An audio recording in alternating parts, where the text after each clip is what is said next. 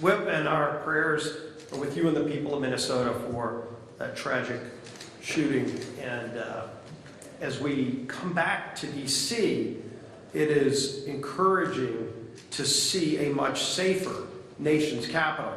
And it is clearly the result of the work of President Trump, who said early off he was going to make America safe again. And you don't just do it through words, you do it through actions. And those actions have been significant. Those actions are noticeable when you go around the district, when you talk to people here in D.C. who can feel the presence of those National Guard troops. I want to thank all the states who have sent National Guard troops. Proud that my home state, the Speaker's home state of Louisiana, is one of those who have sent over 100 of our Louisiana National Guard to be a part of helping making our nation's capital safe. And we're going to continue to take steps to do things here in Congress to address some of the other problems in our nation's capital. Worked closely, in fact, spoke with President Trump just a few days ago about some of the actions Congress needs to take to address the things that D.C. has done, self-inflicted wounds, so to speak, that they have passed through the council to make it easier for hardened criminals to walk free, even if they get arrested.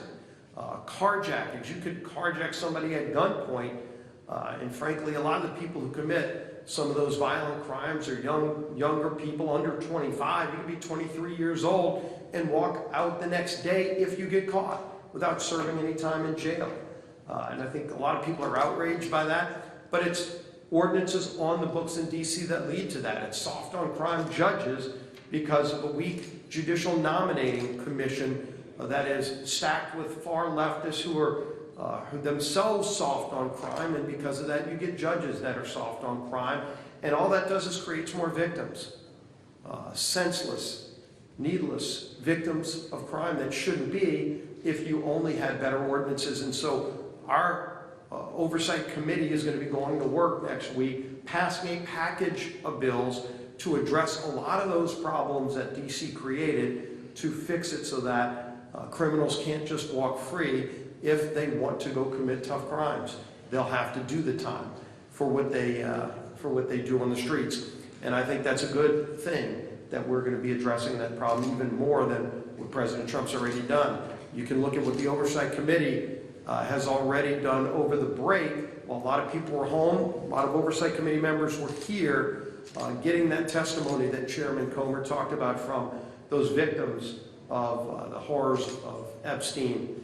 And we're going to continue through the rule today, have a vote to force a lot of that information to be made public, to support the subpoenas that the committee's doing, to go even further than others want to go at getting that information out to the public, including going after the estate of Jeffrey Epstein, something others have refused to do. So we're not done, but it's going to be an important vote today on the House floor to show our support there. And then, of course, we are going to continue to talk about all the things that we passed just in these first 6 months. And obviously, there's a lot more we want to do. There's a lot more we're doing just this week. Some great energy production bills, energy and water appropriations bill. Appropriators are having negotiations to try to get a resolution on the proper funding of government. All of that is still going on. But it's important when you go around the country and hear stories like we heard today of people that are now starting to make more investment in America because we stabilized the tax code. We prevented a massive tax increase on families all across this nation by passing the One Big Beautiful Bill. We modernize America's air traffic control system. We secure our border. We open up more energy production. All of the things that are going to help families have more money in their pockets, overtime workers. With no tax on tips, that's $1,700 more in the pockets of hardworking families. And the best is yet to come. There's a lot more we're going to do.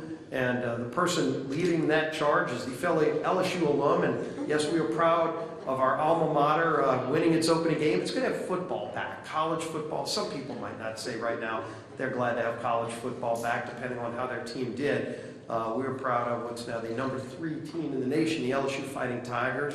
Another Fighting Tiger, and cover boy. If you brought your copies of Time magazine, he might actually sign a copy for you.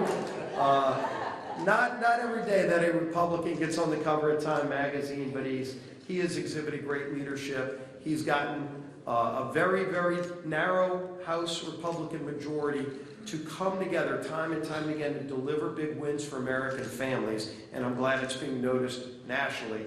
It deserves to be. Our Speaker of the House, Mike Johnson. Thank you, Mr. Leader.